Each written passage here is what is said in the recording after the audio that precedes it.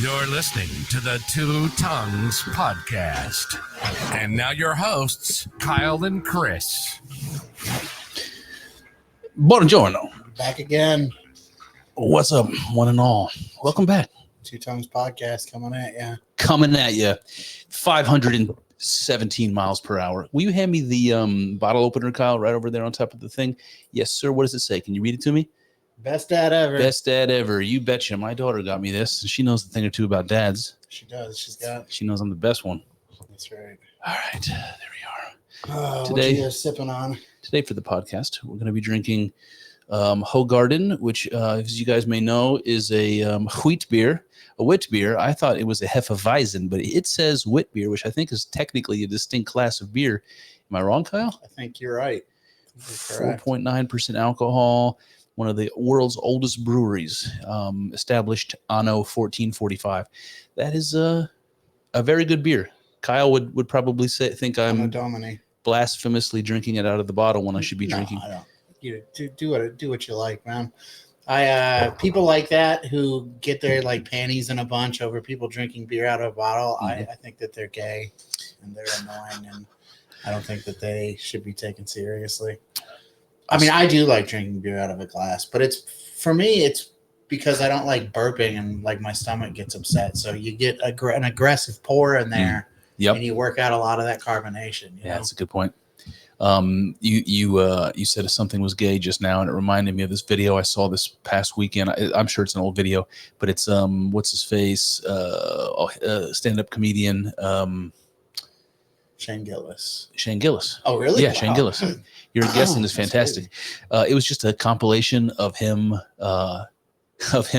calling people gay or calling things gay.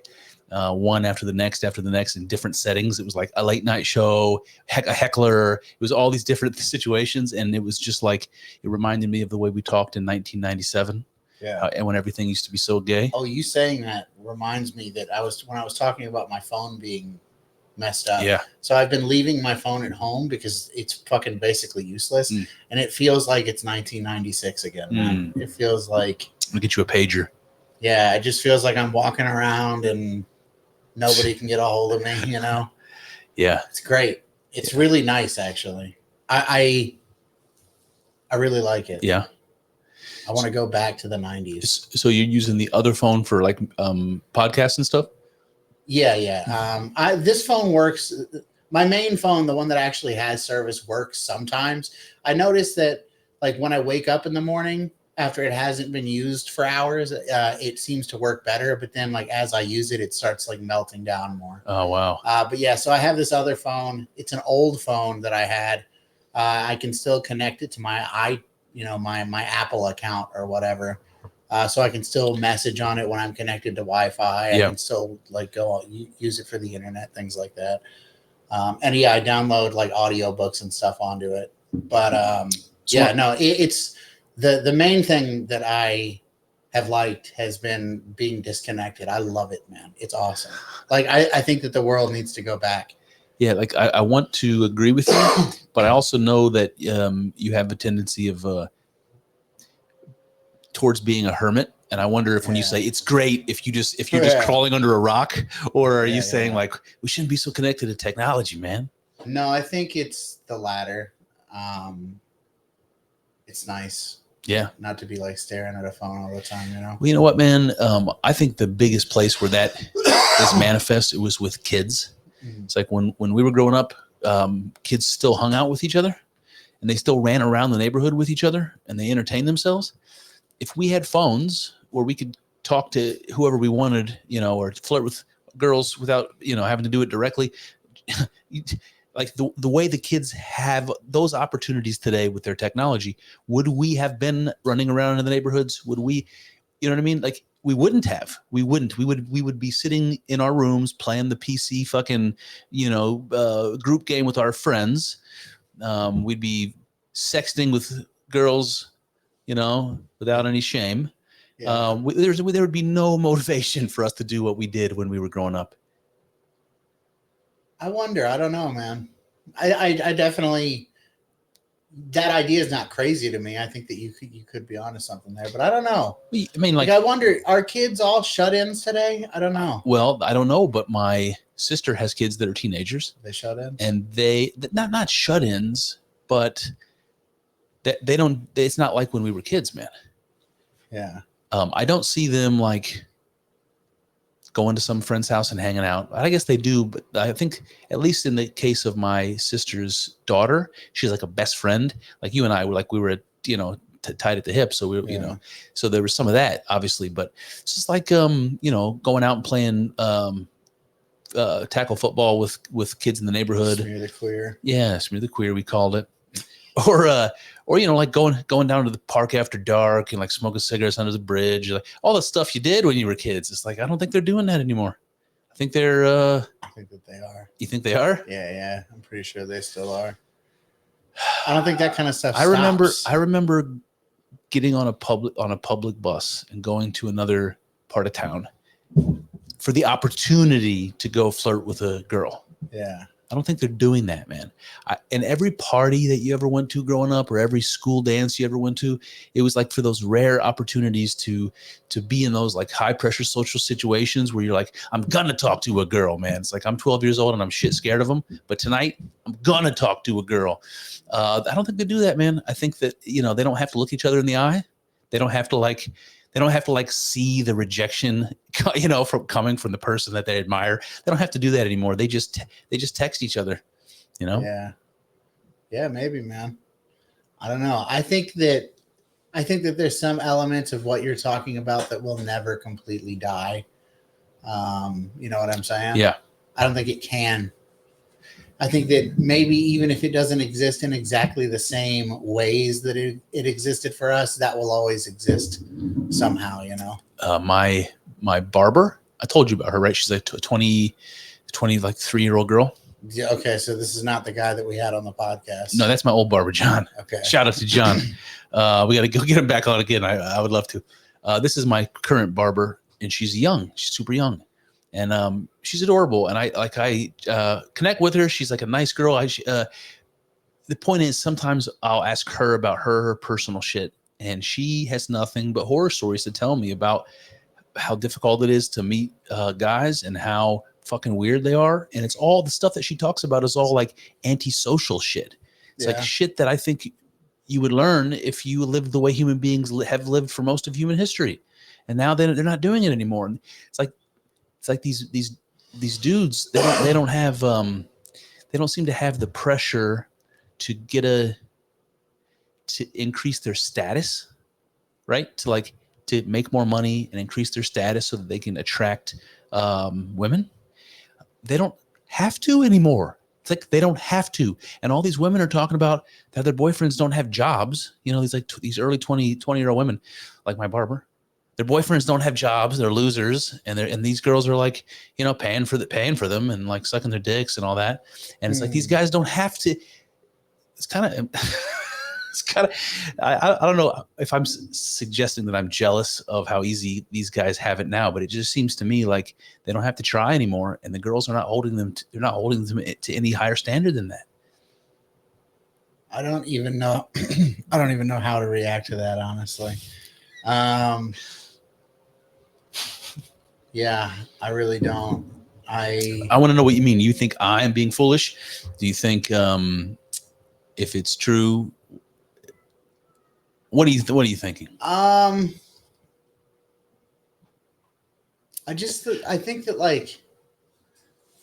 think there's always been, again, kind of like what I was talking about with the kids that you were talking about earlier. I think that there's always been some element of women willing to take care of and provide for a guy who is a loser. That's true. Because you're right. Because he dicks her down good, or is like really handsome, or charismatic or something. I've known a bunch of those people. Or his parents have money. Something. Yeah. I suppose you're right about that. Do you think that there's more of them today than there were when we were that age?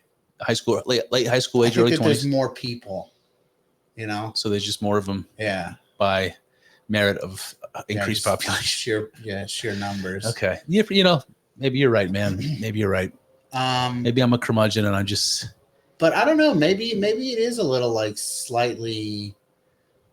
Maybe it is trending upward. Over the last. It wouldn't surprise me. It wouldn't surprise me. You have to like take into consideration other like factors.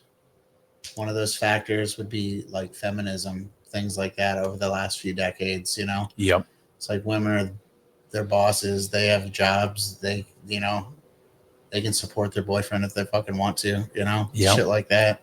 I think that really does make a bigger difference than people think it does. Yeah. Yeah. So like the idea of being kept like a pet. Yeah. It turns me off. Like when you were speaking, I had images in my head, and the image that I had popping in my head is of a woman who's paying for her boyfriend's way, and he's not contributing, as much to the relationship.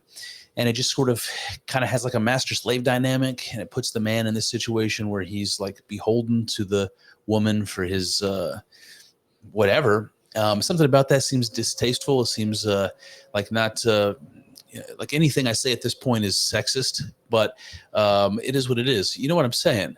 It doesn't seem right that anybody should live off of somebody else. And it seems particularly bad if it's a man living off of a woman in that way. I was going somewhere with this, but I just heard my daughter speak in the background, and now my brain is going in two different. I'm too brained at the moment. Yeah.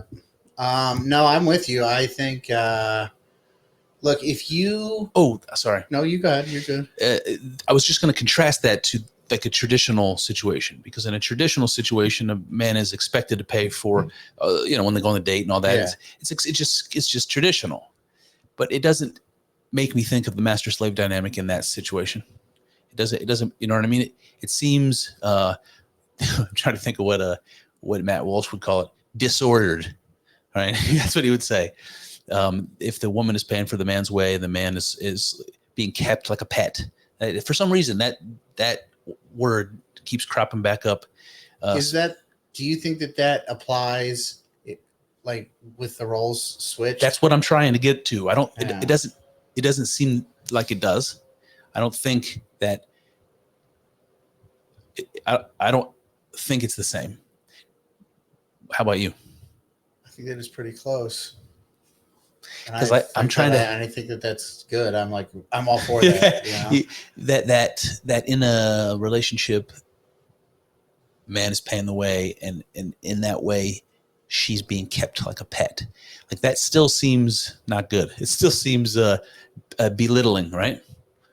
I don't know why this kept like a pet thing is stuck in my crawl, but it is. Crawl, that's the right crawl, right? Yeah. Stuck in my crawl. What'd you say? I think I might have said grawl. Stuck in my Tim McGraw. Oh, speaking of Tim McGraw. Sorry, man. I know I'm changing topics without giving you a chance to respond to that, but I was at a Mexican restaurant with the family. Yeah. And my oldest daughter's in volleyball, and we decided to take along with us a couple with their daughter who's also on the volleyball team. So we had this giant table at this Mexican restaurant, and we didn't realize that it was a karaoke thing that night. It's like, first of all, have you ever heard of karaoke night at a Mexican restaurant? I've never. So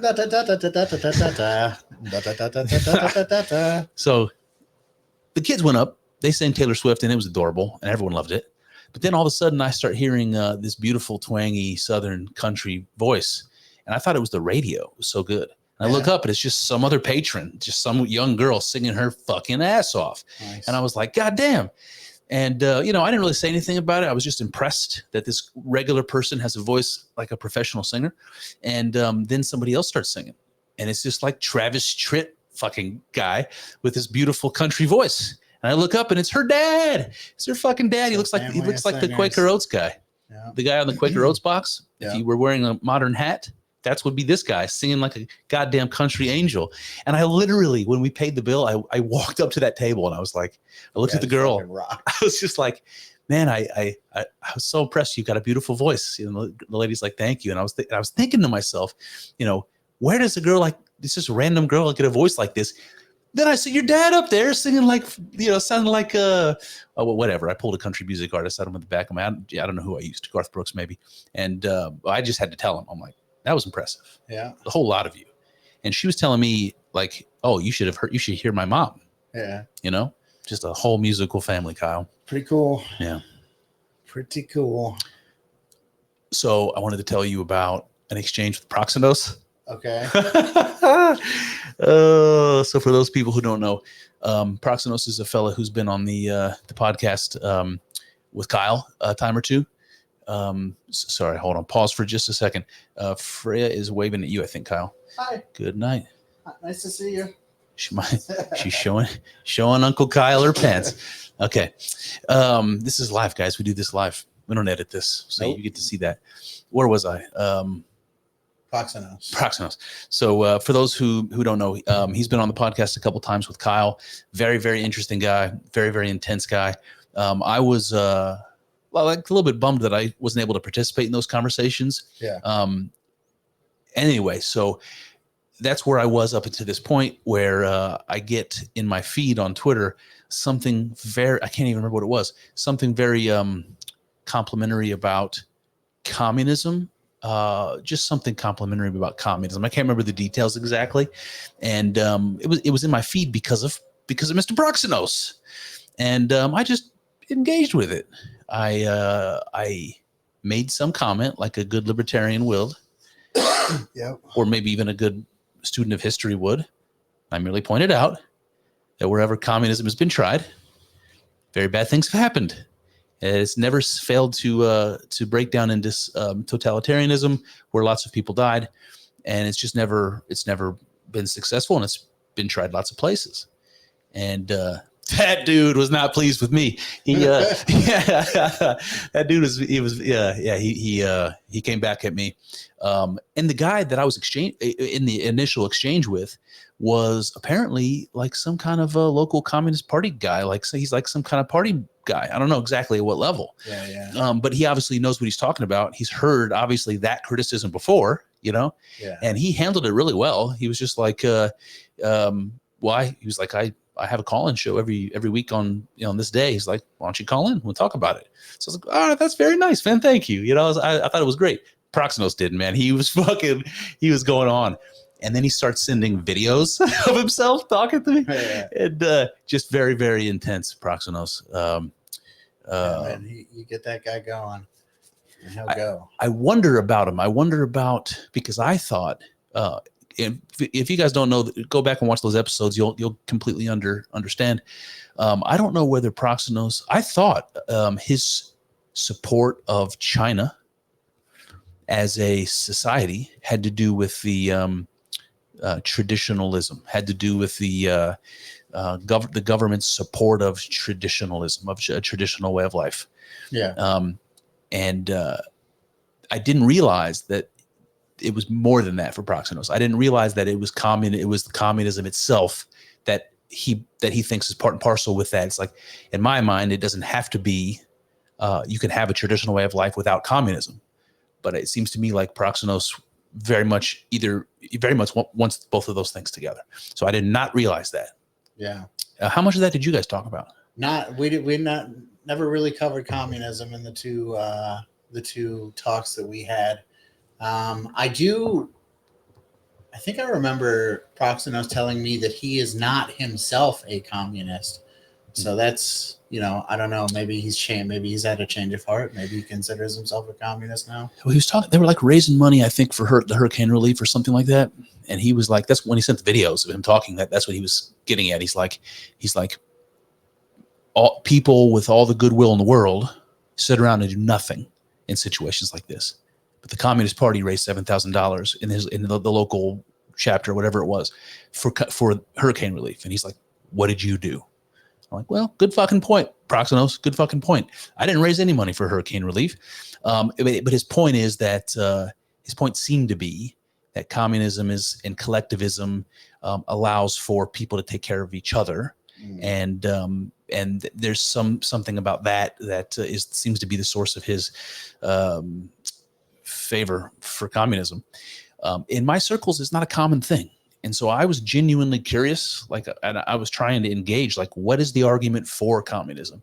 If you agree with my statement that wherever it's been tried, it's deteriorated into a totalitarian system of government where very bad things happen and a lot of people die and freedoms are taken away and all. If this is true, if you agree with me, make the argument then. Why is it worth that risk to try again? Like, make the argument. And that's why the guy said, just call in. It's like, he's not going to, right. What's this other guy's name? Yeah, it's all right. Yeah, I couldn't quite remember. Yeah. I can let you know, but you should call in, man. I was thinking about it. Of course, I'm super unprepared for that. It's like, bone up. Yeah. Or don't. Yeah, he's an interesting guy. I still would like to have a chat with him, but just to kind of pin down how important communism is to him. Yeah. When the whole package seems to be more than that. It seems to be, like he said, people helping people has some of that, but it's also, the collectivism thing, but then the traditionalism thing, like I don't know how those things are connected. Clearly there's a case in point with China where a communist government corresponds with support of a traditional lifestyle. Although, are they still? I don't know what the Chinese party's policies are in terms of freedom of religion these days.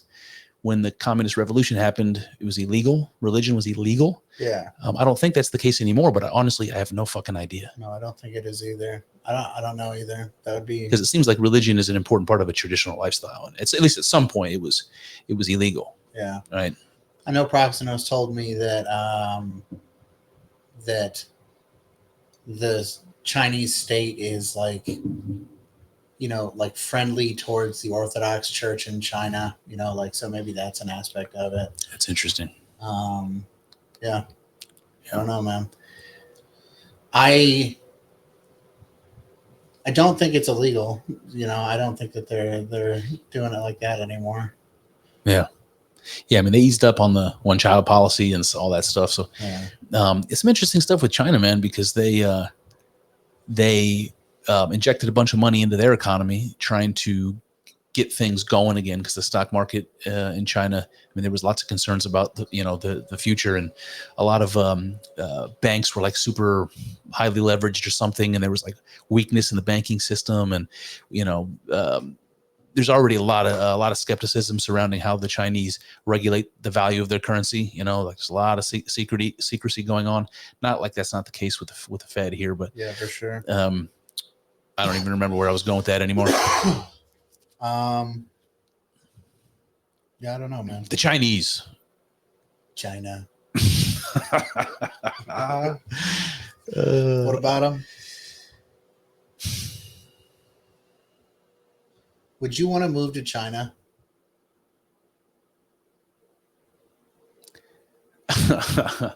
No, I don't want to learn Chinese and have to. Yeah. No, I don't want to be the foreigner that everyone's mad at because they can't understand me. Yeah. I was at a Chinese restaurant. I was at a Chinese restaurant the other day, and I had a couple of drinks, and there was an old couple that had the same waiter as us, and he was a young Chinese fella. He spoke really good English. It wasn't clear to me whether he was from China, like maybe he was even like born here or something, but the other old couple was talking to him, and I could hear them, and it was fucking hilarious. It was these two old people, and the wife in particular wanted to ask him about his culture, and I could hear her. She just sounded like kind of like just like an old like Jewish grandma voice, like from Brooklyn. And she's like, what? Tell me, like, what if you had to name just one thing about the difference in culture between where you came from to here, what would it be? She's like putting him on the spot like that. And I thought to myself, man, I was like, after a couple of drinks, I was like, do you remember when we were watching the Bruce Lee movies growing up, and the Chinese people that didn't want the white people to learn Kung Fu, they called them Guaylo. I was like, I wonder, I know it must mean, whitey, right? It must mean Something like it must that. mean foreigner or white person Round eye. or round eye. It must mean something, but I didn't know if it meant just white person or if it meant foreigner or alien or what kind of connotation it had. Yeah. And I was like, man, this is my opportunity. Like, It's like I'm gonna ask this. I'm gonna ask the okay. waiter Did you? what guilo means. No, I did not. No. So anticlimactic story. I didn't Reminds have me the of, opportunity. What's the Spanish like Mexican word for American? Gringo. Gringo. That's it. Yeah. Gringo sounds a bit like guilo. It's not like mean. If they call you a gringo, it's not like Right. It's not like mean spirited. Yeah. Right. So that's I wouldn't worth knowing. Yeah, I wouldn't take it that way. But guilo seems to be Maybe more. Yeah.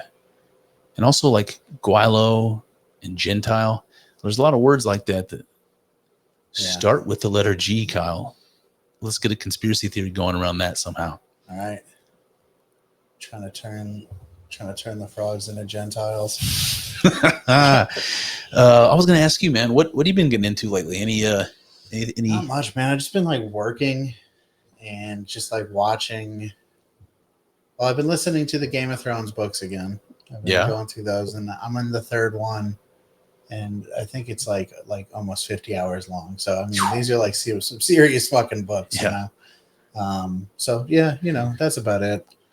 So how much time do you get to squeeze in podcasts during the day? I assume you're listening to it while you're working. Quite a bit. Are you like laying in bed at night listening to the end of the chapter? Or like, no, when I'm at home, I generally am watching like YouTube shit on YouTube. It's called PornTube, Kyle, not YouTube. Yeah, no, generally just YouTube. Okay. When I was before the days of podcasts, when I was listening to audiobooks like on a long car drive, I would get so into them that I would like sit in the driveway and like for like 15 minutes and finish the chapter before I'd go in, even after I got home. Yeah. That kind of thing. Yeah. Yeah. Yeah, I don't do that, but sometimes I wish that I would, because like then I'll like stop listening to something. I'll go inside. I'll be doing whatever I'm doing for a few hours. Then I come back out and I start I get into my car and it starts and I'm like, wait a minute, what was happening? You know, it's like I need to like rewind a few minutes so that I can remember. Yeah, absolutely. Yeah. It's like when you're watching those miniseries and they give you the recap of the last. I never watch those. Oh, you don't do that. Okay. Skip right through those every time. Oh, I see what you're saying. Yeah. Yeah. Sometimes it's important, especially when you have to wait to watch the new season. Gotcha. Right. Yeah, So you've been a refresher course is not bad at that point. You've been re-listening to the Game of Thrones. Yeah. Anything coming out of that? What do you mean? I don't know, man. You pick up on something you missed before, or I pick up on all kinds of stuff that I missed before. I mean, it's like one of those stories where everything is significant. Like the first time you read it, you think that this is just like him filling in.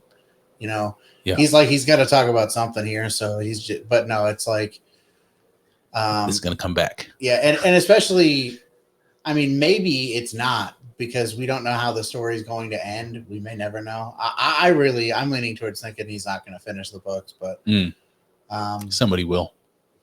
I guess, yeah. Depends on the lawyers, man. Depends on those fucking lawyers.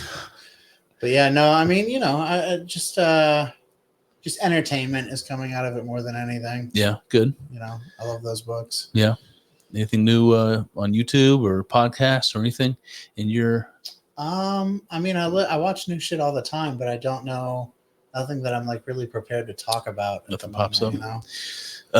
So as far as I'm concerned, I told you a little bit, but I've been getting into, so you remember I brought up that Sam Shamoun guy from time to time for a while. Mm-hmm. And as you can imagine, when you're on the YouTube rabbit hole, eventually you start getting recommendations for similar people. The algorithm starts doing the algorithm does its magic.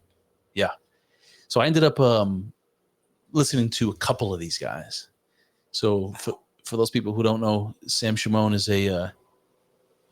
would you call him an apologist? I don't know what you would call him. Yeah. He's a debater and a Christian apologist that defends Christianity largely against Muslim arguments, attacks, and he knows the scripture really well, and he seems to have a pretty good command of Arabic, so he can kind of dish it out really well, and he's very effective, I think. And so I was really interested to watch his shit, and I was enjoying it. I was just enjoying it. I was like eating it up. Yeah. And then I found a guy named Cliffe. His last name is Knechtle. I don't even know where to begin on how to pronounce that, but he's just do you know what it is? Oh, you fucker. Let's see. I want to go Knechtle. Yeah, but I have no idea. Anyway, he's just an older fella. Do you know him? Have you maybe you'd recognize him if you saw him? Yeah, maybe. Just like a tall, thin, white dude, graying hair. He's got like I wouldn't say a preacher's voice, but he's got kind of a good, a booming voice. And then I found this guy, Bob from Speaker's Corner, or Bob. His name's Bob from Speaker's Corner. He's this goatee guy. He's an English fella, I think he is. He's the one that had that great clip that I saw where he's talking about, is it the Crusades? And he's just like, my Christianity. And he's like, dude, oh God, it's so fucking good. But he's saying it loud like that because he has an audience, but it's just fucking gnarly.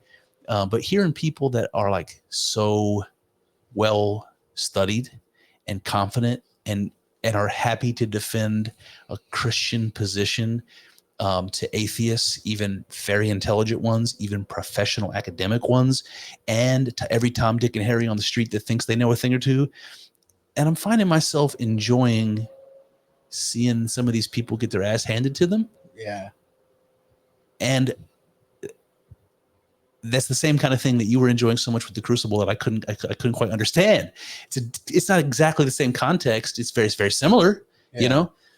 So I don't know, man. What is it about them that makes you like happy to see that happen to them? Well, partly it's, I'm just trying to be honest, man. I'm just trying to be honest with myself and with you and with the audience that's listening. Part of it seems to be a bias that if I thought about longer, I could probably explain to you. But for now, all I can say is I have a bias against Islam. And it has to do with, I think it has to do with the fact that Islam is a religion that wants to impose itself on the world and by force if necessary. And they think that that is that their religious obligation and God's will. And now Christianity is an evangelical religion and we spread, right? That's what we did. Not by force. Not by force. And the Jews. So you have to get really good at defending it. You have to, Yeah, absolutely. That's how you get, I mean, the things that you're impressed with, like people like Sam Shamoun and things like that, that comes about because Christianity is the kind of religion that it is. You know what I mean? Yeah. Like you have to be convincing. You have to be persuasive. That makes a lot of sense. Yeah. Because you're not going to chop someone's head off if they don't agree with you. Yeah. Sam Shamoun says things. He says things that will get this canceled on YouTube, but I'm going to say it anyway because whatever. He says things like he's speaking to a Muslim about Christianity and Islam, and he says your prophet is the devil. He says your religion is evil, and he says that to their face directly and with no ill will. Yeah, he says that like this is important for you to know because he wants you to be saved, Yeah. And he says it confidently, and in this, it's something about it so striking and memorable because it's something that you cannot say right now. Yeah. And he says it without any animus and a matter of factly. You worship the devil. Your religion is of the devil. And then he backs it up in ways that even liberals cannot disagree with. He says, does your religion not allow slavery? Does your religion not allow, people to marry children? Did Muhammad not marry a very young girl? And he goes on, and anybody who pushes back, then he just opens up the Quran and starts reading it to them. Yeah. And it's like, God damn. Yep. God damn. It's pretty rough, man. but these other guys that you've been not Sam Shamoun, the other two, they're as good. They're like yes, they're as good. And the Rob Speaker's Corner guy, Bob rather, Speaker's Corner guy, he's in London seemingly with lots of Muslims around all the time, and he's speaking to them in public, where he's alone with big groups of people, and it's brave, and it's impressive, man. I don't even know what word to use. Ballsy, and it's like what he's choosing to defend is an unpopular idea. It's not something that you're accustomed to hearing defended. Christianity, Christian morals, traditional lifestyle, and they're doing it, like I said, unashamedly, and with not just confidence, but the rationale, to back it up. And these guys speak just as fluently about the Quran as they do the Bible, and all that shit to me is so fucking impressive, man. I'm just floored by it. It's a lot of study. Yeah. It kind of makes me feel like it did when I first encountered Jordan Peterson, and I just couldn't get enough. I'm just like, next episode, keep it going. And when I watch these guys, I'm just like, keep going, keep it rolling. I want to hear more. Yeah. But it's hearing the different arguments that come at them, hearing how they handle it. And I'm guessing that's a lot of the same skillful stuff that you appreciated about the Crucible and some of the people that participated in that. Yeah. And I know I can learn from that. And it would be a lot easier for me to learn from those people who have done all that study that I haven't done. But at the same time, I have this fear, and this is why I do my solo episodes the way I do. I have this fear that I am not going to have an idea of my own, that I'm going to be, it's so much easier to adopt somebody else's ideas. And there's lots of instances when that's good. I should benefit from other people's ideas, hard-earned, good, tested ideas. Yeah, borrow those, but I'm afraid that I won't be original. So I want to have my own thoughts as much as possible. So like when I do my solo episodes, I like to read original sources rather than reading any number of books that thousands of people have written about Alfred North Whitehead or Plato. No, I'm just going to go and read Plato and Alfred North Whitehead and struggle, and I'll come up with my own interpretation. And that's what I think the value is of my approach. That's what I call opinion scholarship. I don't know. I'm all over the place now. I wasn't quite sure where I was circling back to. Yeah, man. I don't know. I think that's definitely an interesting approach. It's definitely your unique spin. You know what I'm saying? But I think it's the kind of thing that even if it's as original as I can make it, and it is, that people who are professional academics, people who study that stuff, they probably have plenty of grounds to laugh my fucking theories up one side and down another. Like these are probably ideas that have been had by countless people already. And that's fine. There's nothing original under the sun. I understand that. Human beings have lived for many, many generations, right? Mm-hmm. We've been going through this process. I'm not expecting to come up with something original. I just don't want to be unduly influenced by other people's ideas to where I can't, come up with my own. Then because what I want to do ultimately is contribute something to the world. I don't want to repeat what somebody else has contributed, Mm-hmm. Have you ever thought about getting rid of even the original sources, like not just like creating? I love that, man. Thank you. Yeah, I have. I started preparing notes for a podcast. I named it Mystic Theogony. So it's the queerest name possible. But Mystic Theogony. What it is sounds like a cologne. Yes. What it is it's my genesis, right? So one of the things I've been really enjoying on the podcast is studying creation accounts from myths and philosophers all over the world, from deep antiquity up to the classical period. And I thought there's lots of things about them I like.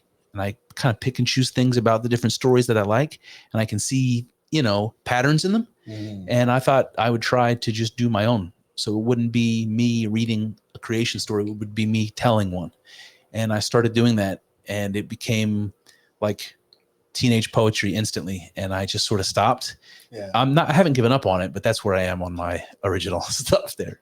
Yeah. All right. Yeah. Well, it's cool, man. If you did something original in that way, what would it be? I mean, on here, like on this forum, on the podcast forum. I don't know, man. I thought about like writing and then, like reading it on here, like basically like an audiobook version of whatever I would write. But yeah. That's that would probably be the closest thing that I could come up with. Do you envision that like I don't really know shit about shit, but when people talk about Substack, it sounds to me like this is a place where people put, essays and journalists put, articles, right? Yeah. Is that the type of thing you imagine reading, like an article, essay, or an essay type thing? Yeah, maybe something like that. Yeah, I did that a little bit early on in episode 1, and I still do that because you have to realize the intros and the conclusions of all my podcasts, I write them beforehand. Yeah. So those are like that. Yeah. Yeah. It's harder than it looks. Yeah. Yeah. I believe it. Yeah, man. Yeah. All right. Let's see. What else do I want to tell you? That's Sam Shamoun right there. Shamoun. Oh, you know what? I wanted to tell you a couple days time. Daniel and Mariella are getting married. Oh yeah. They're getting married on Tuesday. Shout out to Daniel Torden, the Onion Unlimited podcast. He's in Australia, Queensland time, which I think it's Monday already at this point. Yeah. So tomorrow, Danny's getting married. Crazy. In Australian time. Congratulations. Congratulations, you guys. Many years to you and yours. I can't. I was going to say something about The Godfather. I can't remember. On this, the day of my daughter's wedding. All right. I wanted to also say something on Proxenos. We already talked about Proxenos.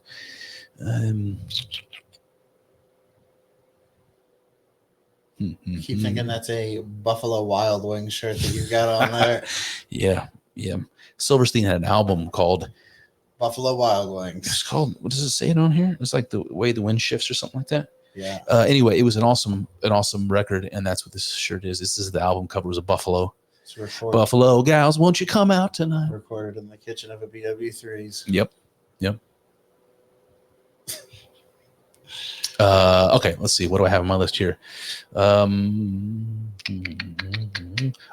I told you one of the things that while we're talking about just rabbit holes and shit up we've been getting into, I'm trying to think if there are any others. I wanted to tell you about this Useful Charts channel that I found. Yeah. This Useful Charts on YouTube. What kind of useful charts are we talking everything about? Everything you could imagine. So if you remember like opening up like an old Bible, like an old family Bible, where they'll have like the genealogies like in the front or something, where if you can see like from David all the way to Jesus, the genealogies, or there's maps in there so you can see like where Paul traveled or whatever, all that stuff. So it's something like that. So a lot of times they will show you what looks like sort of a genealogy.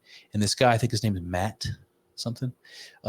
He'll just tell you the ones, I don't know what all he covers, but the ones that I've been interested in are like talking about the denominations of different religions. So if you want to know like what's Christianity all about, he'll start from the beginning and he'll tell you what influences brought about Christianity and then how it all developed across time to the different denominations. And it's very detailed. And he's not like an expert. He's not like a scholar, but he gives you kind of high level history as he goes through the thing. And it's really good. I am just a particular kind of nerd, I think. I must not be the only one because, it's a channel. I'm not the only person consuming it. But it's fucking entertaining as shit for me. I can sit there and I watch one after the next. I find that I'm surprised at the things that I can be interested in as long as the presentation is done semi well. Like I got into for a while. This guy was talking about like he would talk about like the the business trajectories of like fast food chains and things like that. Like the history? Yeah. Oh, interesting. It was very interesting. They're like, and then we introduced the McFlurry in 1997. Yeah, something like exactly. Interesting. Yeah. Yeah, absolutely, man. There's probably not much that I wouldn't enjoy consuming, especially if it's related to history somehow, if it's presented in the right way. Yeah. One of my favorites is science shows that talk about the science through the history of the problems. We've talked about this before, but like with physics, they'll talk about the history of the problems that the physicists were trying to solve, and then they'll use that as the trajectory of the progress, right, as they tell the story. So it's like, there was what do they call that, like the oh, it's not going to come to me. Something to do with, it's like the ultraviolet enigma or the infrared enigma. There was some problem that they were trying to figure out, had to do with light in the early days of electricity, when they were learning about electrons and all that stuff for the first time. And it's just like, who failed and who succeeded and what he did to crack the code to get him to the next place. I love when the history is told that way, where it's like, another good example of this is the way that History Channel did The Men Who Built America. Yeah, where they told the story exact. Oh yeah, like man. Vanderbilt. Imagine all that with like those big names and those important characters in history, but they're all different physicists, like Paul Dirac and Einstein. And it's like, which ones contributed what pieces to solve the whole quantum. That shit is cool, man. It's pretty cool. It's cool. Pretty cool. Pretty cool. Yeah, dude. Oh, yeah. It's like, if you think about even like when you were learning high school science, middle school science, you learned about Marie Curie for the first time, and then you learn like she irradiated herself so much that like the skin was falling off of her hands, like falling off the bones. Like that story stuck with me. Like when I learned how fucked up Marie Curie made herself with her experiments, but it like makes that part of history so much more fucking memorable and cool. It's like, it's not just the fact that there's such a thing as radiation and we learned about, we discovered it and what it can do. It's no, in the process, this genius woman melted her hand off, and you know what I mean? Like, that's cool. Pretty cool. Yeah, that's definitely pretty intense. Your hands are falling apart. I mean, they did that with the latest Christopher Nolan movie when they're telling the story of the Manhattan Project using using Oppenheimer. Like, that's the perspective through which they told the story. It's cool, man. I love that approach. Yeah. It's like, it's one thing to learn about like the history of electricity. It's another to learn about all the shit between Tesla and Edison. Yeah. Like, that makes it so cool. Yeah, man. Electrocuted an elephant. Do you remember that? I heard about that. Yeah. Edison electrocuted an elephant move in public to show people how dangerous Tesla's alternating current technology was. Don't use it. It'll kill elephants. Watch as we demonstrate killing an elephant. Yeah. Fucked up, dude. Fucked up. Poor elephant. So, useful charts. One of the things I wanted to talk about that came out of the useful charts rabbit hole. So he's talking about the history of I did one on the history of Christianity, and I did one on the history of Judaism or the denominations, and then also Islam and Hinduism. Did I say that already?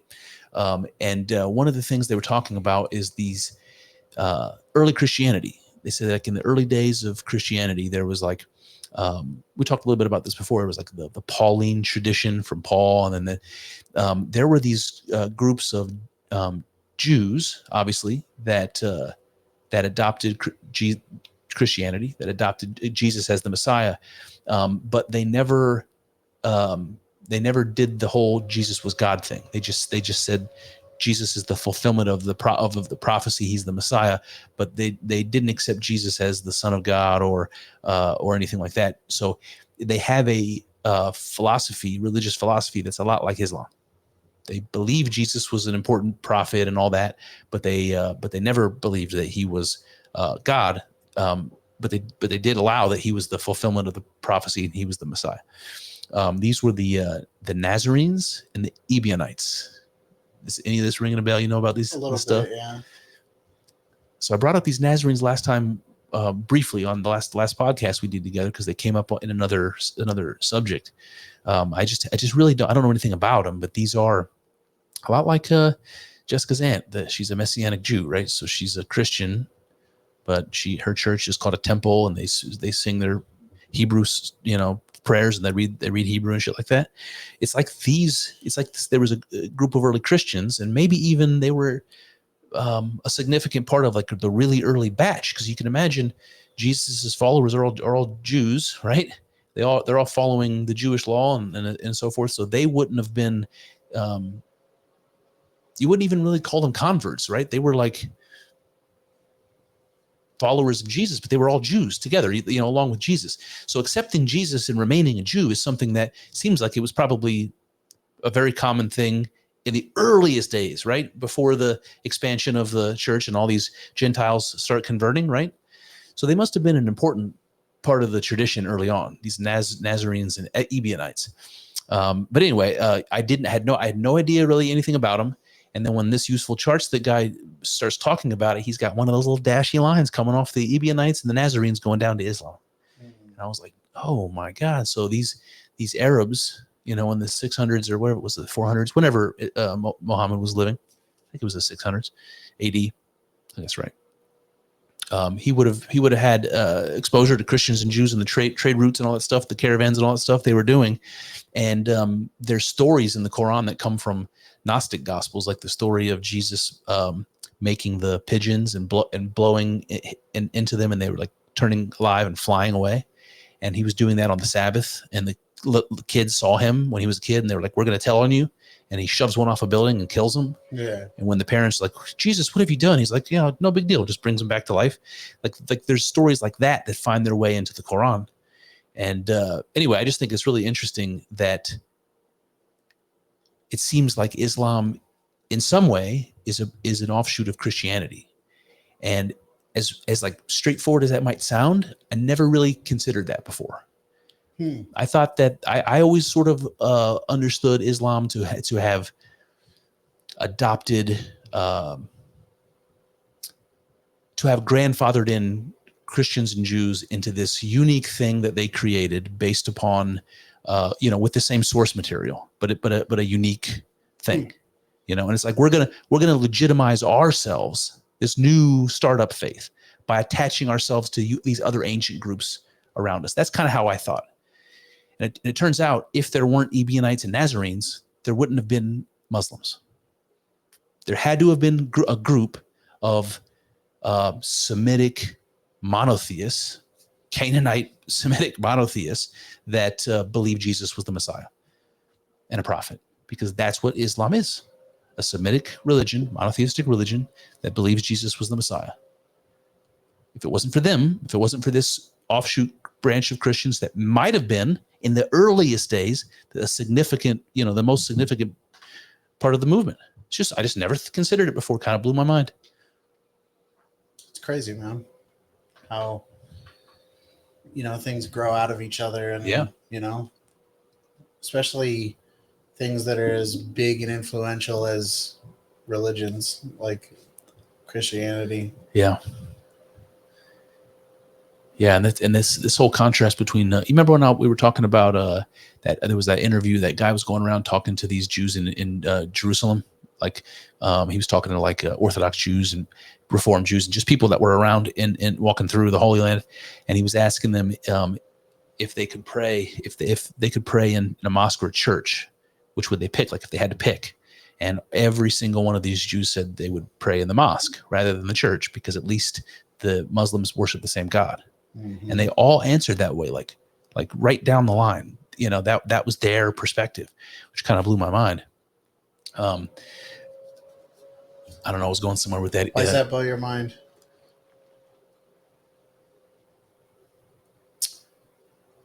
I don't know.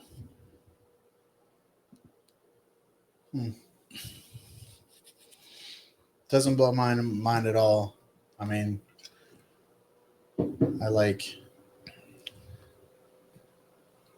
I guess it's just through a process of exposing myself to what Jewish people like really think about other people. That doesn't surprise me at all. Yeah, it does, man. I think we kind of talked about this like in conversations before, but it's just like the support that you see in the West among Christians for Jews and specifically for Israel, for the state of Israel, and all those like just the Jewish charity commercials we talked about. It's like, send Passover packages to Jewish people in Eastern Europe that are whatever. It's like we seem to do a lot as a culture to support Jewish people. We seem to Sarah McLachlan out here. We seem to do that on the basis that we are spiritual kin, and they don't seem to agree with that. Yeah. And that was a surprise to me. I agree with them. Yeah. It's like if Christians knew that it was a common belief, maybe the common perspective among Jews, that Christians worship a different God you shouldn't even worship with them. If we knew that, would that change our behavior? Would that change our attitude towards Jewish people, or towards those charities that we contribute to, or towards our support for the state of Israel? I don't know. I was surprised, man. I was surprised. Do you remember what Ben Shapiro said about Jesus on Rogan? Remind me. Rogan had Shapiro on, and I forget exactly how they got into talking about it, but basically Shapiro said that he thought that Jesus was just a particularly mouthy Jew who got what was coming to him. Oh man. Yeah. See, that's another thing. That useful charts thing kind of positioned in a way I hadn't really realized before. Kind of how far down the line rabbinic Judaism is in the development of it. I've talked to you. We've talked about that before. It might not have sunk in. Well, what didn't sink in was how much happened in between. Yeah. From ancient Canaanite religion to rabbinic Judaism, which again, I just learned recently that even the Jewish canon wasn't fixed until 100 AD. Mm-hmm. That's 100 years after Jesus, right? I mean, the Christian canon was finished like in the 300s AD. It was completed, I think, something like that. Boy, man, like you think that Judaism should be more ancient. It should be more ancient than that. The fact that the Jewish holy books predate the Christians by only a couple hundred years, that doesn't seem right? And there's a reason for that. It's because rabbinic Judaism, there's a long history of development to get there. And he's talking about like the Masoretic texts and the First Temple period and like all this stuff, going into detail about the history. It's just really fascinating, man. Like I'm trying to think of the word. If I had the useful chart pulled up, I could tell you. I don't know. It's worth a watch. I wish I could share the details about my memory is not what it used to be. Yep. Yeah. Happens. And the same thing with Hinduism, which was very interesting to me. Like one of the things that was been baffling to me is, how like the Proto-Indo-European people, that's kind of the basis of Hinduism. That if you trace it back to the beginning, the Rig Veda, right? That's where history stops. And these are the Proto-Indo-European people coming down into India, and it turns out there's like different schools of thought about how, like, did the Proto-Indo-European people mix? How thoroughly did they mix with the traditions that were there already?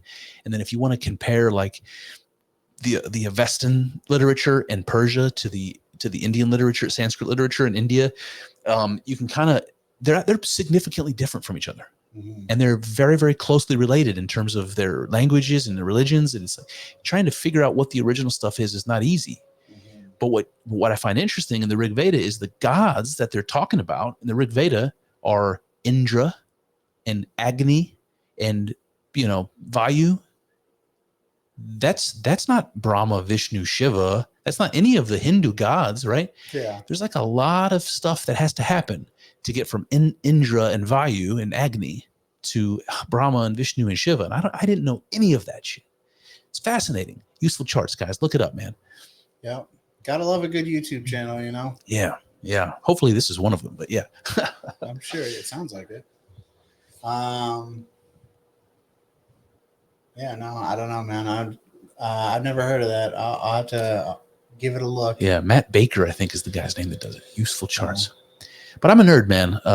May not be for you. If you're one of our listeners that likes my solo episodes where I just drone on and on about obscure religious stuff, you probably like it. You probably like useful charts. Right up your alley. Yeah. Yeah. I was thinking about good old Ross, friend of the show from Scotland. Yes, indeed. And my WhatsApp thing it's fucked. I don't know. I need to validate my phone number so I can it's making me do that again for some reason, but it won't send me a text with the code, and it won't call me. That's like an alternative option. And the internet's delete your cache and delete the app and all this stuff, and I can't get the thing to work. So anyway, I'm just trying to reach out to him and see what's going on and just say hi, and I fucking can't. So Ross, if you're listening, what's going on, man? You the man. You the man. You the man. And while we're talking about interesting people we meet from the show, I've been having a little bit of back and forth with a guy on YouTube. I'm trying to get him, see if he'll come on and talk on the YouTube podcast. Channel? No, I don't think so. No. Okay. No. So you mean X? What did I say? You said you knew him from YouTube. Just comments, comments back and forth. YouTube. Yeah, Gotcha. on the videos. Yeah, that's what I meant. Gotcha. It seems like a really nice guy. Just been making some real thoughtful comments, and we had some pretty intense back and forth. So what I mean is if you're trying to read some comments and people are going back and forth and you're interested in the train, and then you open one up and it's 5 paragraphs long. You're like, fuck. Yeah. I don't know if you feel that way. It's I'm not going to read all this. Those are the kind of exchanges we were having, paragraphs back and forth with each other. Yeah. Really nice guy. He's a teacher, I think, of some sort in Virginia. So seems like a nice guy. I kind of extended the invitation, so we'll see. But he seems to be a pretty ordinary Christian, typical as far as theology goes. He's interested in the way I position a lot of the stuff I do, but he disagrees with me. So a lot of when you and I start talking and I get off into my mystic direction and you're like, yeah, but no. Yeah. That's kind of the feeling I get from him. He's like, but there's something about the way I talk about Eastern religions that's helping him understand them. It sounds like maybe for the first time, he's like, oh, okay, some of that stuff's starting to finally make sense. Yeah. And the fact that I broke down that concept and made it understandable for him and that he benefited from it, that makes me feel good, man. So I just wonder, what kind of a conversation we might have about our disagreements, what he thinks about the Alan Wattsian shit that I say, and just on a theological basis. So he's open to it, but he disagrees with me, and that makes for good conversation. So I'm, we'll see if we can get him on. What if you guys become enemies? Things just go really poorly. Well, then I think the only fair way to settle that is a rap battle that we do back and forth, one of those gangster rap beefs from the 90s, where I'll do one and then he'll do one. He'll be way, way nastier, and then I'll have to kind of up the ante. Next thing you know, we're Yep. Everybody in the 313. Put your motherfucking hands up. Yep. No, that's cool, man. I'm always happy to see you chatting with new people online. Yeah. I've met a handful of really nice people, man. Yeah. Daniel's one of them. Ross is certainly one of them. Yes, indeed. There's a bunch of them. What's this guy's name? This fellow's name? On his handle, I think, is Tuba Zuba. I think Zubas is the guy's last name. Gotcha. Tuba Zuba. Zuba. Yeah. Nice fella, man. So we'll see. We'll see if anything comes. I think that the kind of conversation I might have with him is more. I want to have more conversations like that. I've said some of this before, but it's I kind of imagine having a segment on the podcast where it's ask me about my religion, and we just talk about it. Maybe we get a Muslim guy on, or we get a an exotic one, a Baha'i guy on or something. You gonna Sam Shamoun this? Excuse me. You going to Sam Shamoun these people? Boy, I think that has everything to do with them and very little to do with me. I think my favorite kind of conversation is one where I try to understand you and you authentically try to understand me. And that's very interesting. It's entertaining for both sides. It's like I ask you questions, I dig a little, you do that back and forth. We try to figure out where we agree and disagree. And then we can continue to push the things we disagree on to figure out where it is. How deep down do we have to go to find that place where like, this is where we disagree? I love that. That's fun as shit to me. And then if we get to that point, if I'm having conversations with people, even theologically, and we get to that point, and it's like, no, see, this is where, no, see, I think this is the problem here. If somebody wants to get, like pissy about it, if you want to make it, a brawl, I don't love that idea, but I'll defend my position. That's for sure. But I think it's better if you get somebody who really, really wants to know what the hell it is you think and why. Yeah. And both people are trying to be honest and do that. And I also want, I think it would be nice to have, I used to have this feeling on AM radio because I used to listen to AM radio on my drive to work in the morning. I used to listen to Catholic radio, a call-in show where people would call and they would ask questions about Catholicism, or Catholics would call and ask questions about their various venial sins or whatever it is, and learning just the way the Catholics are and the things they say. And it was really fucking entertaining. But it was a place where people could ask dumb questions and they weren't going to pay for it. Nobody was going to laugh at them. Yeah. It was a place. I think that would be cool. Like, I'll give you an example. I think, sometimes stories over time, they kind of get jumbled and they kind of forget, like, was that story about this person or that person? This is one of those stories. I think it was Mejdi. But I could be wrong. Maybe it was, anyway, the question was, I think this is the way it went down. A Muslim asking me, what that little piece of paper is that Christians put in their mouths. And I was like, what? Oh, I'm guessing in communion. It was a communion wafer. Yeah, and the person didn't know enough. They thought they had seen it on TV. They thought it was a little piece of paper that they were putting in their mouth. Right. I think it would be fun to have an open place where somebody could ask a question like that. Yeah. If they wanted. And, it would just be, a jovial thing. It's just like, can make fun of them in a good spirited way. Yes. Yes. Because I say that because selfishly, I have a lot of dumb questions that I would like to ask. Yeah. And I'm afraid to ask them because I don't want to look like an idiot. Yeah, man. Well, that's what the internet's for, looking like an idiot, Get out there. Cast your poll or whatever the fuck, Yeah. You know what I'm saying? Put yourself out there. Cast your poll. Cast that poll, brother. Lay that pipe. You got any questions like that you would ask somebody if you could, somebody from a different culture, religion, or circumstance? I would like to sit down like a trans person. Yeah. Have an honest conversation. Yeah. What the fuck were you thinking? This would probably be where I would start. No, I think that's good. I think that would be a good one. Yeah. If you had somebody that was like seriously, like coming to the table and saying, ask whatever you want. I want to help you understand. I'm not going to be offended. Let's have this experiment. Ask me whatever you want. I think that would be great. Talk to a trans person who's transitioned or one that's detransitioned or whatever, and just ask them, because do you miss your Oh, of course. It's a completely valid question. It's a completely valid question. Yeah. There's lots of things you don't hear when it comes to that subject. I mean, can you imagine cutting your dick off, dude? No. Did I ever tell you I used to have this dream? It was like an anxiety dream. I had this dream that it's so fucking weird, man. I haven't had it in a long time, so this is just like, it's weird. I had a dream repeatedly that I was like sitting in a waiting room and it's like taking too long. So I get up and I go into the bathroom and I start opening up my testicles with a pair of with a pair of mustache scissors. Okay. And I always wake up immediately, like after I start cutting myself, right? And it's like I wake up, it's like a horror dream. I wake up scared, like Jesus Christ, and then I'm relieved that I'm okay because I had this fucking weird dream. I have no idea why. Yeah. and I've since, like, I'm just doing a little bit of a Freudian analysis on myself in retrospect. I've since been circumcised, so I've had an experience something like that. And I remember sitting in the lobby being very nervous because I was getting ready to go into that sort of surgery. I was very nervous. And it's not unlike that dream. It's not unlike that dream. So, I don't know. What am I saying? That this was some sort of prescient prophecy? Wait a minute. You said that you've since been circumcised?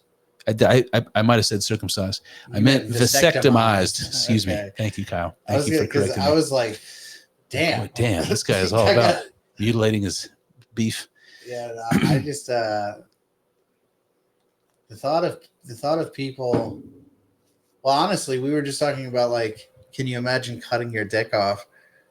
Like, the thought that people get circumcised, like, in adulthood is so fucking weird to me. That is fucking crazy. You know who circumcised as an adult? Who? My dad. Yeah, as an adult. Yeah. I never asked why, but Jew things. How did you? Jew things. No, it's Jew things. Boy, I never asked why. It's weird, man. Have you seen those? I don't know what tribe it is, man, but there's one of those tribes in Africa, sub-Saharan Africa, where their coming of age ritual ceremony is. We talked about the ones before where the people put the bullet ants in the gloves, and the kids have to. There's one where it's just like 12-year-old boys. They get circumcised, and they do it right there in front of the whole community. And they're all lined up together, all the 12-year-old boys. And they have this ceremony, and the way that it works is that the boys, in order to pass, right, in order to get through this initiation, they have to go through the circumcision, which is done with a stone, and they have to show no pain. They can't even flinch. There's like people watching them. Everybody's watching them. The whole community's watching them. And it's great shame, right, if you fail. And these 12-year-old boys just get their foreskin chopped off with a rock, and they don't do a thing, man. They don't flinch. They don't cry. They just take it. Yeah. Social pressure is a hell of a thing, Kyle. It is. Hell of a thing. It's crazy. Yeah. With a rock. I had a conversation at the hookah bar. The fuck were you at the hookah bar? This was years ago. Oh, okay. What was the one we used to go to in Columbus? Midnight. Yes, I had a conversation there with a group of friends. They weren't my friends. They were your guys' friends that would go there. Okay. And I remember one time there was one of the guys that came was a gay fella.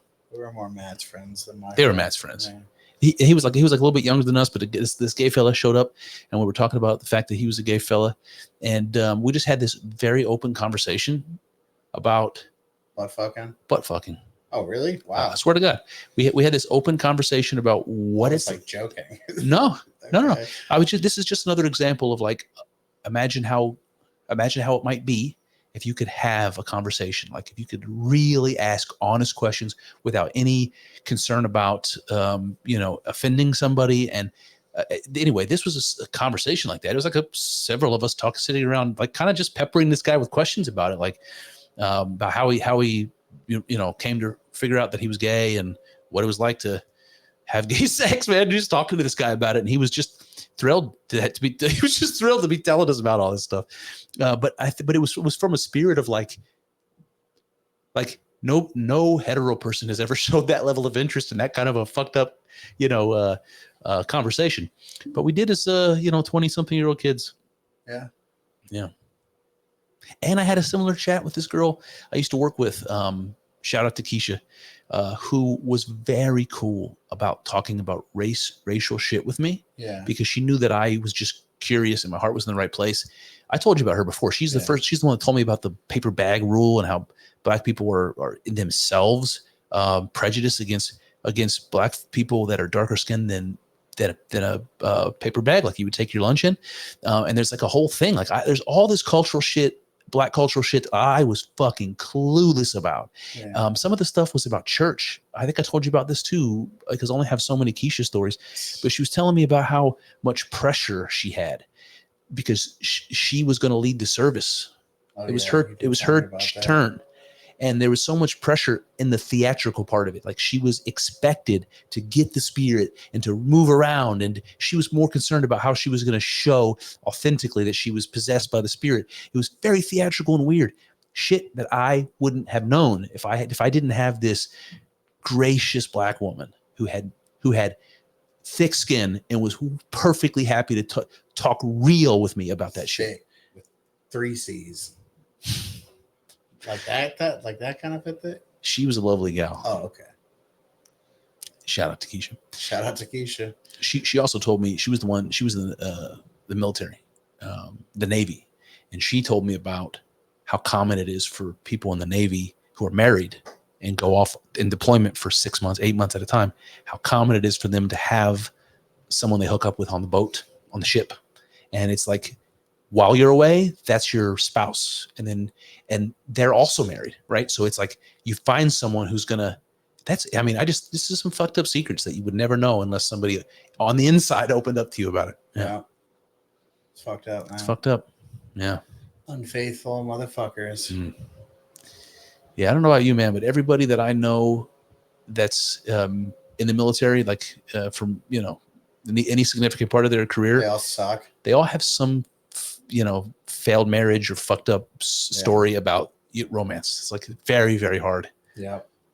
I don't know if you remember, there was a fella who was friends with, the girl that me and Matt both dated, and yes, that whole crew that they used to hang around with, and I remember Matt's cousin, Josh, and they had a friend. I don't know.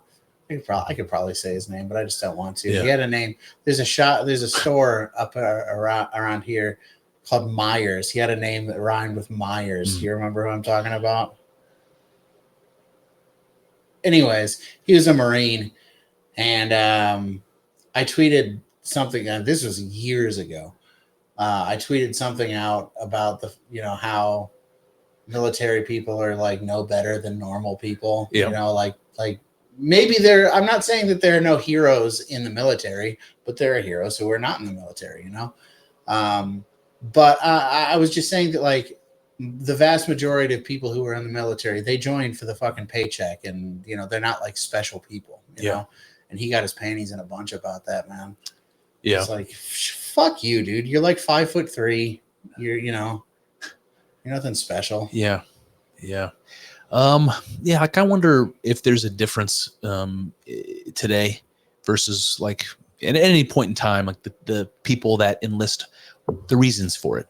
Like I know that like today there's not a lot of patriotism. At least there's less than there was when we were younger. It's like discouraged, like actively discouraged in pop culture. It's coming back though. Yeah, I think so. It's coming back. But I do wonder, like, if like after 9/11, because that was shortly before we graduated high school, and a lot of the people in our era were going into the military for that reason. Do you think those people were by and large going in for patriotism, for like reasons of actual patriotism? I think that a higher percentage than in normal times were like rah rah. Yeah. Let's go. But I don't think that means that everybody who joined. I think that a lot of people were just joining for the same reasons they always join. I don't know when the GI Bill thing came in, but it seems to me that the military had no problem recruiting. And then at some point they were like, we're going to have to start paying for college because we're not, I don't know. Maybe that's what happened. Maybe not. But there must be a reason why they're willing to pay is a lot of money to give people the GI Bill. Yeah. Everybody who, serves is eligible. It's got to be a tremendous amount of money. Yeah. It's also a huge investment, like think about back in the original, like I think that nowadays it's not as much, but back then you'd have these people who it's like you needed to convince the best and the brightest to come be in the military. So it's like, we'll send you to college, Yeah. And then you bring them in and then you develop them, and then they go on and like, build the country, build the economy, blah, blah, blah, blah, Yeah. It's a huge I can see that boon for the country, I can see that argument. That's actually a particularly good argument in that situation. Because, like companies will do tuition reimbursement. That's common, like especially Yeah. with big Fortune 500 companies. And the argument's the same. It's like if this employee, if I help them get their degree, then I'm going to have this more valuable employee that stays here. But the truth is, a lot of people are going to leave, you know, for a better job. If they know they have a degree, they're more valuable. But if even just like one or two don't, you know, if they like, if they bring something to the table that like changes the game, then, you know, that's huge. Yeah, but here's the thing about even if you don't stay in the military, even if you leave, the thing is that the government has subsidized your college, but then they've made a citizen of the country, regardless of where they go, even if it's not in public service. You now have a citizen with a degree. That's more valuable, you know, in certain ways than one that doesn't have one. And that's not the same benefit if you're a corporation. It's like if you're a corporation and I pay for your college and then you leave, it's like, okay, you may be contributing more to society, but you're not doing it for me, and that's what I care about. But when the military does it, it's like the government doing it. It's like people helping people, man. Absolutely. Assalamu alaikum. Like communism. Oh boy, I would like to hear the modern argument for communism. Like I know people say, you know, real communism has never been tried, or you know, there's always something that could have been done differently or better that would have potentially had a different result or made a difference. But you know, I'd like to know what the argument is. Like, is there an argument for a modern communism that's compelling? Maybe. I'm curious. I'm open to it. I will say, I think that one thing that just irritates me are the people who, it's like, this is how we have to do it. If we don't do it this way, then it's, you know, nothing good is going to happen. It's just fucking annoying. It just like really annoys me. Yeah. So I think about like this dock worker strike as an example, which I thought was a very interesting situation. You got these dock workers in New York saying they're holding up signs, they're protesting, and they're saying like, we don't want automation. Automation is going to take our jobs. So we want to make more money, and we want promises that you're not going to automate the docks so that all these people that have been working here for generations or whatever are going to lose the opportunity to finish their careers, and nobody's going to have these jobs going forward because robots are going to do them. You had that going on. I'm trying to remember where I was going with this because I started thinking about Elon Musk's robots. I don't know if you saw that. Yeah, I did see a little bit of it. Oh yeah. So anyway, these people are holding up these signs talking about this. You know, we don't want guarantees about this automation business. And I'm thinking to myself the whole time. I'm thinking to myself, machines doing your job can't strike. Mm-hmm. If they replace you with robots, they'll never have to worry about a strike again. They'll never have to worry about paying your benefits or somebody asking you for more money. It's like you're in a fucked up situation here. And it's like very clear these people are like, you know, in the death throes trying to preserve their jobs. And I don't blame them. But it's like you're saying we don't want automation. And it's like you're causing this big problem that these guys, if they flip the automation switch, never have to deal with again. You know? Yep. Yeah. It's a tough one, man. But it's not going away. And if automation continues to expand and artificial intelligence continues to create efficiencies and opportunities to take human beings out of the mix, the human labor out of the mix, then potentially we're going to come to a time where maybe there aren't enough jobs for everybody, you know? And then the argument for universal basic income all of a sudden becomes something that even a libertarian like myself has to wonder if it's appropriate. And then that sort of future, is communism more viable? You know? Yeah, maybe. Yeah, I wonder about that kind of stuff too. It's like with that dock worker thing, like I can't. Is it even wrong of the owners to want to replace that? You know, No. It's like, are they doing something mean by wanting to replace the human workers with AI or whatever? I don't know. I don't think so. Right. Well, that's interesting. I wasn't sure where you would come down on that one.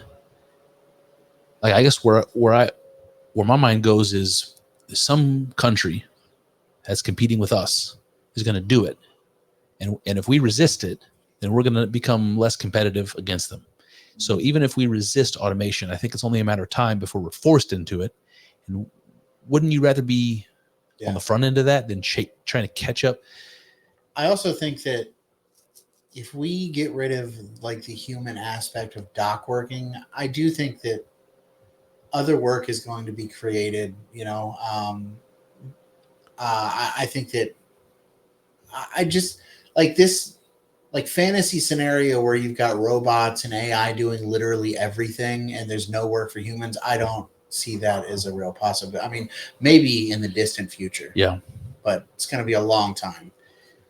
So yeah, I was talking to my wife about that, and I was like, I guess that people imagine like in this sort of utopian future, if people didn't have to work because all the work was done for you, that would free us up to do things that we wanted to do. And so people would write poetry and make music and make films and shit like that. Yeah. And my wife is like, she's like, I don't know what word it is, but she always like has a way of hitting back in like the right way. And I can't remember exactly what it was she said, but she's basically like, the gist of it was like, most people are never going to write poetry. Mm-hmm. It's like there's like a big chunk of the population that, maybe they're not creative types, or their IQ's not particularly high.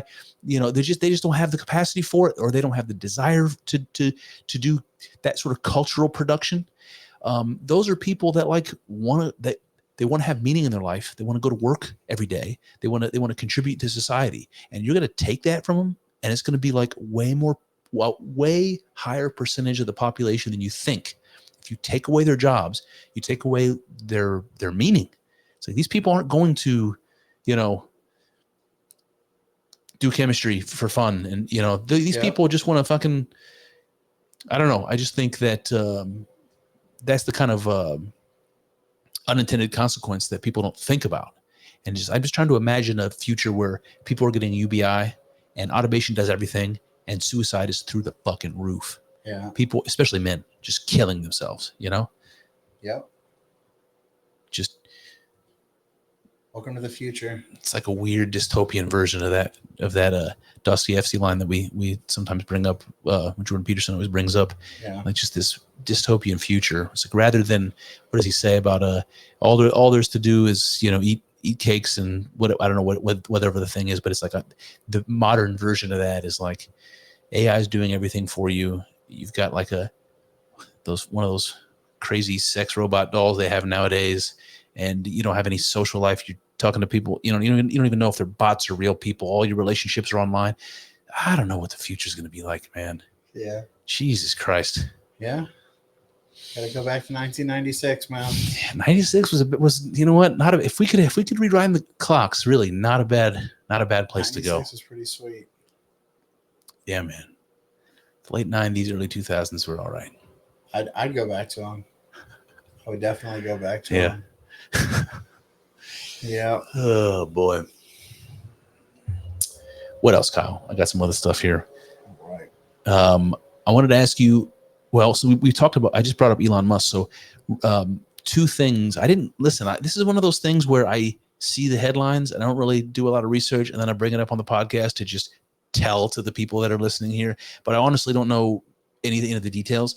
But I want to tell you, Elon Musk, this past weekend or whatever, he had a couple of things that I saw.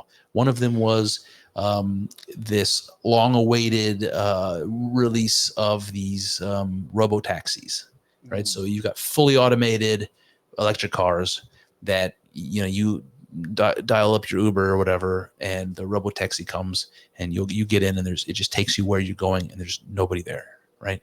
And this is something Elon thinks is going to be, at least in the major cities, it's going to be all over the place. It's going to be great. It's safe. Your Uber driver's not going to shoot you, whatever. So that's pretty cool. And apparently that's been long awaited. And they're saying that the rollout has been fumbled. This is some of the feedback I'm getting, but it's just another interesting thing Elon's doing. Yeah. In the same weekend, I start seeing these videos of these robots that Elon Musk is, these Tesla robots. Did you see that? I saw, yeah. So this is like iRobot, dude. This is exactly, it's freaking so much like iRobot. They even look like iRobot. You remember that, man? Will Smith, iRobot? Yeah. Boy. Yeah, it's pretty crazy, man. Did you see the one where it was bartending? Maybe. I don't remember, though. So for those who haven't seen it, I recommend you look it up. But this is a humanoid robot with arms and legs and fingers and toes. It looks just like you, but it's just like a glass, no details on the face, just a glass face. And this particular robot was wearing a bow tie and a vest and standing behind a bar. And it was like a party. People were around. And they would come up and they would ask for the drink. And the robot would pour them the drink and talk to them while it was doing it. Like talk to them, small talk with them.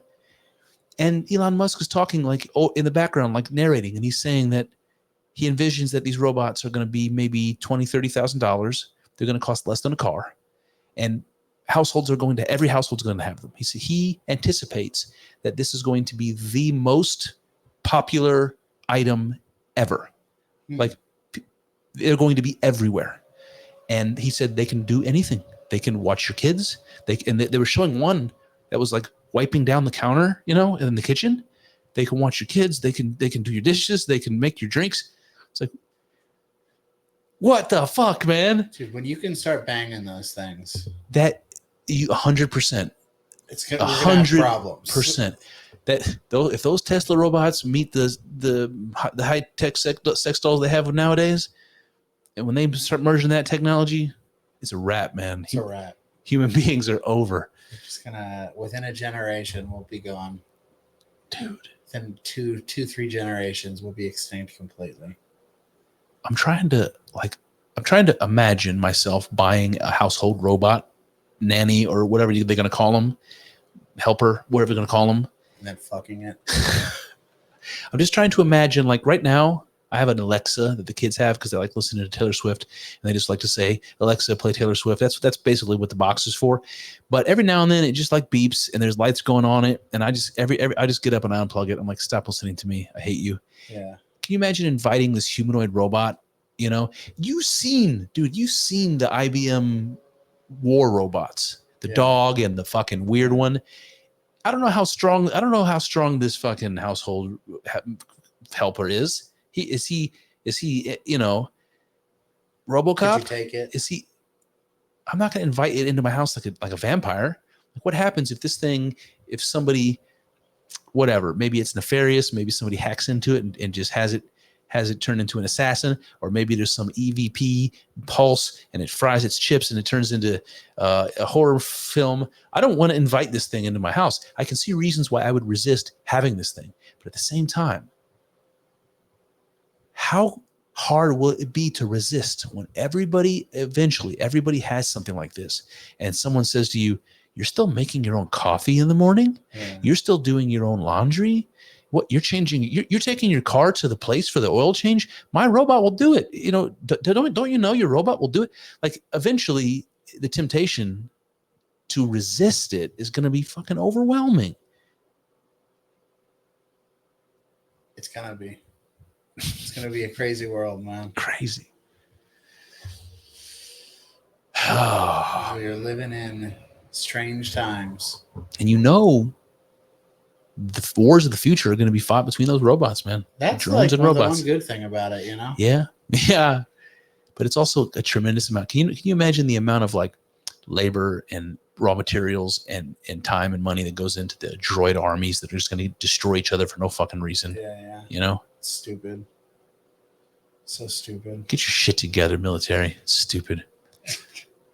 They should just play chess, Why don't we just get rid of all the militaries and we'll develop peace councils and we'll get together and sing Kumbaya. Play guitar. We're all going to be Baha'i in religion, right? I'm just going to get rid of the rest. Drum circles. We're all going to be Baha'is. You just choose whatever prophet you like and it's fine. And Rainn Wilson's one of them, so we'll have a celebrity in our midst. Is Rainn Wilson Baha'i? That's what I understand, yeah. I heard him. I listened to him on Bill Maher's podcast, It was not very good. Oh, really? Rainn Wilson sucks. He seems like he sucks. Yeah. What is he, a lib? Yeah. Yeah. And also, like, I mean, he seems like very spiritual. You know what I'm saying? I don't know if he's Baha'i. That's why I was surprised to hear that. Yeah, he is. But yeah, he seems like a very spiritual dude, and in my opinion, not in a cool way. Yeah. Kind of a gay way. Yeah. I feel like that's how you think about me. And the only reason you don't say it, the only reason you don't say it is because you love me and we've been friends too long. No, I don't think that you're gay. This fucking guy. I think that you're good enough to not be gay. All right. So one of the, I'm going to mark off Elon Musk robots because we talked about that. One of the things that's a little bit, I don't know how deep this conversation has to go, but picking up on the kingdom of God stuff we were talking about when I was studying the Gospels. Yeah. I listened to another Alan Watts thing. Yeah. And he said it. I wish I could tell you what the video was called or where you could find it. I could probably look it up, but he describes this really well. It does a way better job than I'm going to do. But I came to this idea on my own. It just happens to be the same thing that Alan Watts already said better than me, which happens. But this idea of the kingdom of God. So you know how I was how I like to do. I was sort of talking about, you know how like I'll say that everybody's God, and that makes everybody a son of God, you know, has the potential to be like Jesus was, and all that blasphemous business. But this idea that Jesus was preaching the kingdom of God and entering the kingdom of God, and we were talking about what that means, and you know, this kind of weird thing where talking about the kingdom of God as a place is very difficult to distinguish from the idea of God as a being. Yeah. In any case, I wonder about this, if the interpretation of kingdom of God. Remember when I said that when Jesus was baptized and he comes out of the water and the dove comes down and says, you know, you're my son, my beloved son, that I think that may be a description of a mystical experience, of Jesus' own mystical experience of having an experience of unity with God and coming to realize that he's one with God.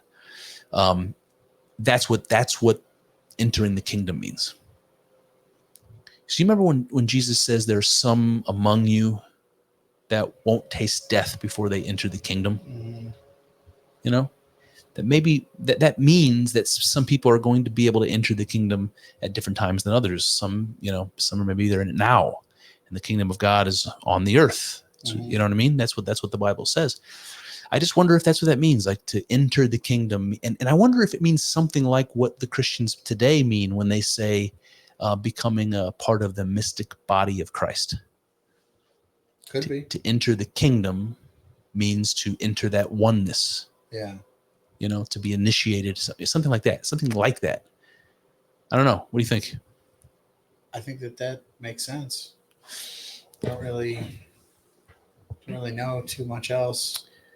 What do you think about that connection between this whole, like, being a part of the church and the church being the bride of Christ and being a part of the mystical body and all this language, this Catholic language that I only vaguely understand? What do you mean? What do I think about equating that to this idea of oneness, like to become what's the word? To become one in the body of mystical body of Christ. That is some way of talking about this divine unitive experience that I talk about. Yeah, I think that makes sense, because I think that, you know, the model of the church being the bride of Christ, it's like modeled after, well, I guess you would say that the model of man and wife is modeled after that, not the other way around. But, you know, it's like when a man and wife become man and wife, they become a union. You know what I mean? Yeah. So maybe, it could have something to do with that. Become one flesh. Yeah. Yeah. So I'm going to do one more episode on Meister Eckhart. I did one already, but I'm going to do one other. It's funny because the first one I did was one sermon, and I did like an hour and a half on it. This one is going to be all the other sermons. I'm going to do one episode on the rest of all the other sermons. Yeah. And it's taken me a little while because it's not easy to organize all that and figure out what I'm doing. But what I decided to do is to talk about his concept of spirit, because it's very much like mine. It's very mystical. He basically just says in a very roundabout way, in a very beautiful way, scattered throughout all these sermons, that the soul, the spirit, is God identically. And that's what makes you one with God. And that's what makes you God. That's what makes you divine. And so he talks about how, not directly, but he talks about how to become one with God, how to have this experience, because he kind of makes some prescriptions. He kind of says at times, you should do this, or you shouldn't do this, or, if you do this, you're never gonna, reach this deeper knowledge or whatever. Okay. So what I'm going to do is I'm going to talk about how he sees the soul. And then I'm going to talk about his prescriptions about how to have a mystic experience, because he kind of lays out a way of maybe how to do that. And he's not the first person that I've read that's done that. That Rudolf Steiner guy did.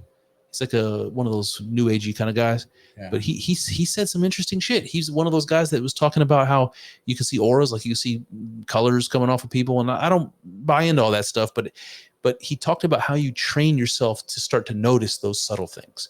And one of the things he suggested, this is just so memorable to me that I remembered it. He said that you should find somebody, a human, an animal, something that is yearning for something. And like maybe a child is waiting for an ice cream cone, and you just watch the child really intently as it's waiting and longing for the thing. And then as it gets the thing, if you pay attention to that type of experience is what you want to focus on, is what you want to hone on. And eventually it will start to open you up to something, some new sensibilities. It's like you're going to start to, like almost like you have a new sense organ.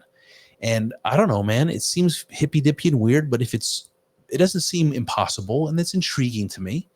And Meister Eckhart has a way of doing that. And it has a lot to do with this idea of emptying himself. And it turns out that the Orthodox Church has a word for this. They call it kenosis. It's one of those other gnosis words that I like so much from the Orthodox. Kenosis, theosis. I like all the osises, Kyle. Yeah. And his prescription is all about detaching from everything, emptying yourself. Yeah. So that you will, when you've removed your ego and your individual will, what's left over is God. And God just you just exist then as God. You're always God. You just have to kind of shave away all the things. And he talks about like thoughts and ideas. You have to empty yourself of thoughts and ideas. Whatever you think about God, you have to empty out all of that. You can't have any conceptions or preconceptions or forms or images of any kind. You have to clear it all out.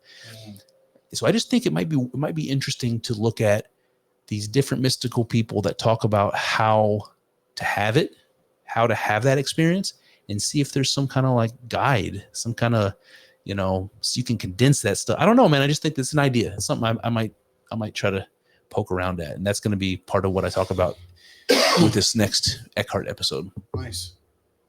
Cool, man. Definitely seems to be more than one avenue towards it, Yeah. Towards that state of mind. I suspect that people are so different individually that there may not be, there's definitely not one path. But, I don't know how effective any teacher is, because I think people might just be so different from each other that what worked for me may not work for anybody else identically. Yeah. There might be some general things that will work for everybody. So I don't know, man. Maybe I'll try to think about that for an episode down the line sometime. But oh yeah, yeah. I still think it'll be interesting to talk about just Eckhart's perspective. What else, buddy? What else? I don't really have much else to go on. All right, the last couple of things. Oh, I have two things left. One is just political pop. What's going on in the current moment. So we're waiting right now on the Israelis' response to the Iran's attacks. Yeah. What are you reading? What do you think? I haven't really kept up on it at all. I just like I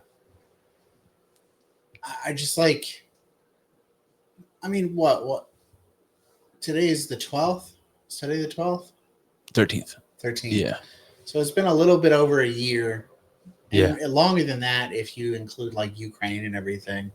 And I just don't fucking care, man. Like, I don't know. Like, it's just hard for me to want to be like keeping up with it. It's just so frustrating. Yeah. You know? Yeah. Because I just assume that we're going to be making the worst possible decisions, you know? Yeah. So I've just been hearing, I don't know what to think of it. That's why I ask you, because I don't, I just wonder what other people think. I'm suspicious of everything I read. Yeah. So anytime I read something, I think someone's trying to make me think something, and I don't know to what level it corresponds with the truth at all. Yeah. And I don't suppose, So I just don't trust anything that I hear. But I am hearing that Iran is concerned about whether the Israelis are going to attack their oil infrastructure, and what sort of long-term damage that's going to have on the economy. And they're bless you. Thank you. And they're that the U.S. is chiming in on this to say that they're encouraging Israel not to do that. They're trying to put handcuffs on Israel. But then I'm hearing also that Netanyahu is like not taking our calls and not listening to our when we're saying, hey, don't do this, like don't escalate in Lebanon. They're like, we're escalating in Lebanon. Yeah. But that's kind of what I see right now. And I know that Hezbollah in Lebanon is funded by Iran and all that, and it seems like they're focusing on Hezbollah. Like, it almost seems to me like the tit for tat that they're expecting in Iran maybe is going to be limited to Lebanon. Like, maybe they're just going to continue to decimate all of the support that Iran has, all the supporters that Iran has there. Yeah. Because they're just like going to fucking town on them right now. Yeah. I don't think that Israel is doing themselves any favors in the long run. I think that they're making themselves new enemies with all of this kind of stuff. See, I also hear that the government in Iran is wildly unpopular with the people, but that's exactly the kind of remark that when I read, I'm like, yeah, that's what they say. Exactly. It's like, okay, how true is that? Yeah. I can read that. You can fact check it all you want. How true that is, how true it is on the ground talking to those people, I don't have any way of knowing. However many articles you throw at me, however many people say this is the case, I don't have any fucking way of knowing if that's true. Yep. But if it is true, I don't know, man. Like, is it the case that the Islamic Republic in Iran is like, if the people don't like them, if they're suppressive in some way, especially if there's like religious reasons for it, like, I don't know. Is it just a totalitarian government, and anybody in a totalitarian regime is going to be? I don't know. I don't know what it means, man. But I think that the Israelis are not pulling any punches. I think they're going to do whatever they want at this point. Yeah. Until the election happens in November here, I don't think we can say. I think Israel's going to do whatever they're going to do. Yeah. I don't know what that means. Wonder if does that include the use of nuclear weapons? I doubt it. I would be very surprised. But might it involve demolishing, and maybe even in some dangerous way, like with nuclear meltdowns, demolishing the nuclear energy infrastructure in Iran? I wouldn't put that past them at all. Even if it created a Chernobyl, I think that it's possible that they would justify that. Yeah. So I don't know. Yeah. Scary times, man. We do have an election coming up in November. We do. And right around the corner.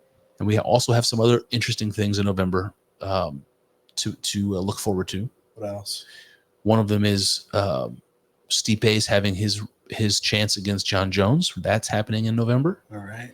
And Mike Tyson and Mr. Paul. Okay. Yeah, that's supposed to be happening. So we're going to have two great fights. and this presidential election in November. Nice. Yeah.